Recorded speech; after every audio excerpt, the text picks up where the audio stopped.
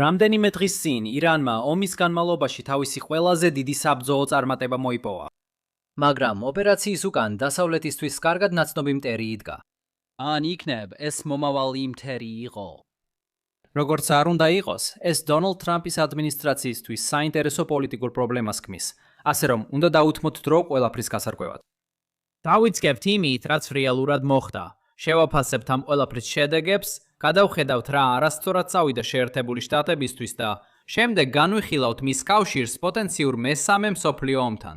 რაც, როგორც ჩანს, ვიდეოების მუდმივი მახასიათებელია დღესდღეობით. აქ არის იმ მოვლენების შეჯამება, რაც მოხდა. 27 მარტს ირანმა გაუშვა ბალისტიკური რაკეტები და შაჰედის დრონები პრინცის სულთნის ავიაბაზისკენ, რომელიც ყურედან ხმელეთისკენ დაახლოებით 1/13 მანძილზე მდებარეობს. შეერთებული შტატები აცლეულებია იტენებს ამ ბაზას რეგიონში ძალის დემონსტრირებისთვის, როგორც ეს საარქივო ფოტო აჩვენებს. ეხლა რაკეტებისა და დრონების თავდასხმები ომის დაწყებიდან ყოველდღიურობად იქცა. ამაში არაფერია გასაკვირი. მაგრამ თავარი ისაა, თუ რას დაარტყა ირანმა, ან შეიძლება ითქვას, რისი დარტყმის უფლებაც შეერთებულმა შტატებმა ირანს დაუშვა შეცდომით, რაც ამ ყველაფერს ასეთ დიდ მნიშვნელობას ანიჭებს. 10 ამერიკელმა სამხედრო მოსამსახურემ მიიღო დაზიანება, თუმცა დაღუპულები არ ყოფილან. რამდენიმე KC-135 სტრატოტანკერი განადგურდა, თითოეულის ღირებულება $80 მილიონი. ეს ის თვითმფრინავებია, რომლებიც ავიაგამანადგურებლებს ფრენისას ავსებენ საწვავით, რაც მათ ოპერაციების ხანგრძლივად გაგრძელების საშუალებას აძლევს. მაგრამ ირანისთვის თრის მთავარი ჯილდო იყო E-3 ცენტრი, საჰაერო გამაფრხილებელი და საკონტროლო სისტემა, რომელიც მოკლედ AWACS-ად იწოდება. ეს ის თვითმფრინავებია, რომლებიც ფრინავი რადარების როლს ასრულებენ და უფრო ფართო ხედვას უზრუნველყოფენ, რადგან მათ დედამიწის სიმრუდე ისე არ უშლის ხელს.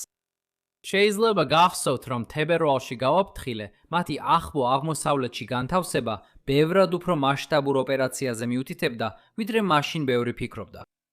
აი აქ ვართ, ოღონდ ახლა შეერთებულ შტატებს ერთი ავაქსი აკლია. თუნება მომეცით ცოტა ვივარაუდო, ირანმა როგორც ჩანს პირდაპირ დარტყმა მიაყენა ავაქსის რადარის გუმბათს. ანუ ის უცნაური დისკი, რომელიც თვითმფრინავის უკანა მხარეს არის მიმაგრებული. ეს საკმაოდ დიდი სიზუსტის მიღწევა იქნებოდა ბალისტიკური რაკეტისთვის, რომ ასეთი პირდაპირ დარტყმა განეხორციელებინა. და მიუხედავად იმისა, რომ შაჰედები უკრაინაში სიზუსტით არ გამოირჩევიან, ალბათ შეიძლება ვივარაუდოთ, რომ ავაქსის დარტყმაში დამნაშავე დრონი იყო. შეიძლება ეს იყოს შაჰედი, რომელსაც ხელოვნური ინტელექტის ნავიგაციის დახმარება ჰქონდა და ის გამორჩეულ დისკის ფორმას ეძებდა. მართლაც ცნობები მიუთითებს, რომ რუსეთმა ირანს შირანს შაჰედებისთვის ხელოვნური ინტელექტის განახლებები გაუზიარა. შეიძლება ეს იყოს შაჰედი ძალიან ზუსტი GPS სისტემით და სამიზნის ძალიან ზუსტი მდებარეობით. ამაზე კიდევ ვისაუბრებთ ცოტა ხანში. როგორც არ უნდა იყოს, თავდასხმის შედეგი იქნებოდა ერთჯერადი სისტემა, რომელიც $10,000 ღირს და ანადგურებს $500 მილიონი ღირებულების თვითმფრინავს. ოპერაციული გავლენის თვალსაზრისით ამას შედეგები ექნება. ამჟამად შეერთებულ შტატებს სულ 16 E-3 ჰყავს, რომელთაგან 5 ახლო აღმოსავლეთშია განთავსებული. იდეალურ შემთხვევაში გსურდათ, რომ ერთი ყოველთვის ჰაერში იყოს, როცა საბრძოლო ოპერაციები მიმდინარეობს, რაც ამ ეტაპზე 24 საათიან რეჟიმს ნიშნავს. შესაბამისად, შეიძლება ვივარაუდოთ, რომ დარჩენილი 11 E-3-დან ერთ-ერთი მალე ირანის მახლობლად აღმოჩნდება. ამერიკის შეერთებული შტატები ასევე იყენებს E-2 Hawkeye ავაქსებს, რომლებიც იმდენად მცირეა, რომ ავიამზიდებზე თავსდება და იგივე საბრძოლო კოორდინაციის როლს ასრულებს ავიამზიდის დარტყმის ჯგუფებისთვის. თუმცა ისინი ვერ დაფრინავენ ისეთივე სიმაღლეზე, ამიტომაც ისინი ისეთ კარგები არ არიან, მაგრამ ყოველ შემთხვევაში რაღაცას მაინც წარმოადგენენ. ასევე იქნება გარკვეული კითხვები სამუშაო დატვირთვასთან დაკავშირებით, ორ თვეზე ცოტა მეტი დროის შემდეგ, როდესაც ჩრდილოეთ ამერიკა მსოფლიო ჩემპიონატს უმასპინძლებს. AWACS-ები ადრე დაფრინავდნენ მსხვილ სპორტულ ღონისძიებებზე საფრთხეების დასაკვირებლად, მათ შორის ერთ-ერთი ნატოს თვითმფრინავი აგვირდებოდა 2006 წლის მსოფლიო ჩემპიონატს. შეიძლება ითქვას, რომ ამჟამად უსაფრთხოების გამკაცრებული გარემო გვაქვს, ასე რომ ივნისის ღონისძიებაც შეიძლება ანალოგიურად იყოს უზრუნველყოფილი. საინტერესოა, აქვს თუ არა შეერთებულ შტატებს საკმარისი რესურსი ამ ყველაფრის გასაკონტროლებლად, თუ ნატოს თვითმფრინავები ერთი თვით გადმოფრინდებიან ატლანტიკის ოკეანეზე. ნებისმიერ შემთხვევაში შეერთებული შტატებისთვის ერთადერთი ნუგეში და ისიც მცირე ნუგეშია, ის არის, რომ E-3-ები შესაძლებელია. ისინი ძველია, მაგრამ პოტენციური შემსვლელი სისტემები ჯერ კიდევ პროტოტიპის ეტაპზეა და პენტაგონს სჭირდება რაღაც, რომ ამ ხანგრძლივ პერიოდს გადაფაროს. აი, რატომ არის ეს ომის ყველაზე მძიმე თავდასხმა ამ დრომდე, ყოველ შემთხვევაში, სამხედრო თვალსაზრისით? ამ შენიშვნის მიზეზი ისაა, რომ ჩემი აზრით პოლიტიკურად ამას შეიძლება ძალიან მცირე გავლენა ჰქონდეს. შეიძლება ამაზე ნერვიულობდეთ, მაგრამ შენ და მე საშუალო ამომრჩეველი არ ვართ. ღმერთმა დააგლოცოს, თუმცა რადგან უკეთ ინფორმირებული ხარ. როცა საშუალო ამერიკელი ისმენს სიტყვას AWACS, ალბათ ფიზურგზე თმა უკონტროლოდ გეზრდება. ისინი არ ფიქრობენ საბრძოლო ველის კრიტიკულ ნერვულ ცენტრზე. პოლიტიკურად თითქმის ერთადერთი მნიშვნელოვანი რამ არის ბენზინის ფასები და საფონდო ბირჟა. ვერ ვიხსენებ ომს, სადაც სამხედრო მდგომარეობასა და ამომრჩევლის განწყობას შორის ასეთი დიდი აცდენა ყოფილიყოს. არც კი ვიეტნამი იყო ასეთი. იქ სულ მცირე მსხვერპლი იყო მთავარი თემა საუბარში. აქ კი ყველას მხოლოდ ის აინტერესებს, რა ხდება მათ საპენსიო დანაზოგებთან. რა თქმა უნდა, ეს შეიძლება შეიცვალოს, თუ ირანი სერიოზულ მსხვერპლს მიაყენებს. მაგრამ მანამდე ამერიკელი ამომრჩევლების თვალსაზრისით ეს ყველაფერი მხოლოდ ფულთან არის დაკავშირებული. კარგი, ეხლა გადავიდეთ იმაზე, რაც აქ შეიძლება მოხდა, რადგან აშკარა შეცდომები იყო და რთულია სრულად გააცნობიერო, როგორ შეიძლებოდა ამდენი რამ არასწორად წასულიყო. მინდა ირონიული შენიშვნით დავიწყო. AWACS-ის ერთ-ერთი საინტერესო თვისება ისაა, რომ მათ აქტიური თავდაცვის ბევრი საშუალება არ აქვთ. მათი თავდაცვითი სტრატეგია კი ისაა, რომ მათ შეუძლიათ დააკვირდნენ მოახლოებულ საფრთხეებს დაახლოებით 250 მილის მანძილზე. ასე რომ, თუ მტერი ცდილობს ამ დიდ მანძილზე მიახლოებას და რამეს ესვრის, ის უბრალოდ შორდება საფრთხეს. ეს კარგად მუშაობს მაშინ, როცა ჰაერში ხარ. ეს ისე კარგად არ მუშაობს, როცა მიწაზე ზიხარ. ერთი კითხვა, რომელიც უნდა დავსვათ, არის, რატომ იყო I-3 შედარებით ახლოს ირანთან განთავსებული? მართალია, ის არის პირდაპირ სპარსეთის ყურის სანაპიროზე, მაგრამ დასავლეთით კიდევ სხვა ვარიანტებიც არსებობს.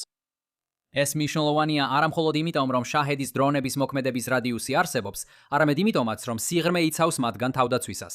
თითოეული მომდევნო ეტაპი ცდილობს შეამციროს საფრთხე შემდეგი ეტაპისთვის.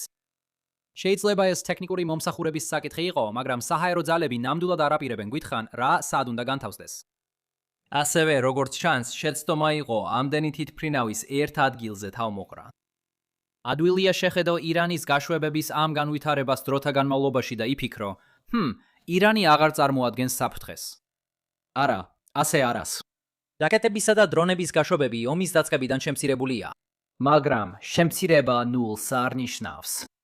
გარდა ამისა, ირანისთვის ერთადერთი რეალური გზა, რომ ასეთი დაბალი სიხშირით რაიმე მიაღწიოს, არის ერთდროულად მათი დაჯგუფება და ერთსა და იმავე სამიზნეზე მიმართვა, იმ იმედით, რომ აშშ-ის თავდაცვა საკმარისად კონცენტრირებული არ იქნება, რათა ყველა მათგანი თაჯრას.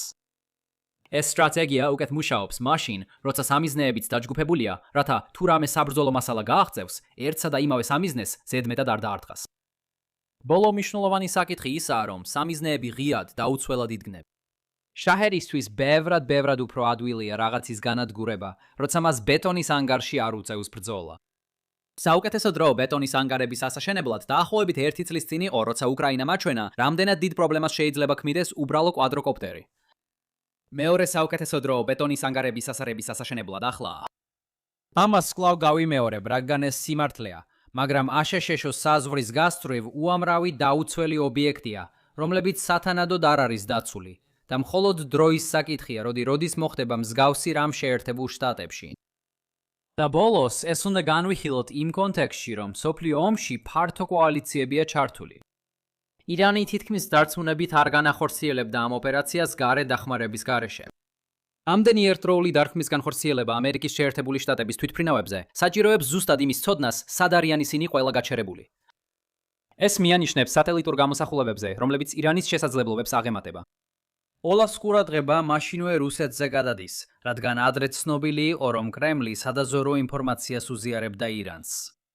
ეხლა სულ ბოლო 1 დღის განმავლობაში მოდის ცნობები, რომ ჩინეთიც უზიარებს მსგავს ინფორმაციას.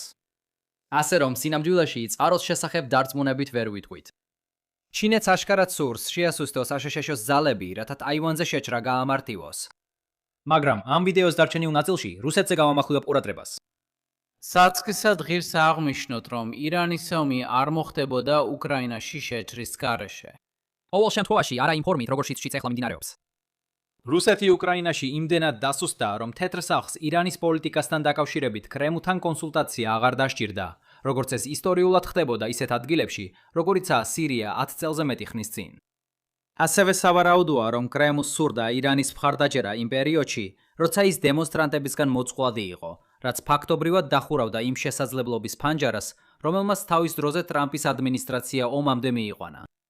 მოტევის თვალსაზრისით კრემლი უდაოდ განიხილავს ამ დარტყმებს როგორც შურისძიებას. ამის ნაწილი არის ის პირდაპირი სამხედრო მხარდაჭერა, რომელიც შეერთებულმა შტატებმა წინა წლებში უკრაინას გაუწია. მიმდინარე სიტუაციასთან უფრო სიმეტრიულია ის, რომ ამის ნაწილი არის სადაზვერვო მხარდაჭერა, რომელსაც შეერთებული შტატები კვლავ უწევს უკრაინას. დიახ, მიუხედავად იმისა, რომ შეიძლება უაზროდ წუწუნებდე, შეერთებული შტატები ამას აკეთებდა. არა, ეს არ ნიშნავს უკრაინისთვის იმის თქმას, სად არის ნავთობგადამამუშავებელი ან პორტი.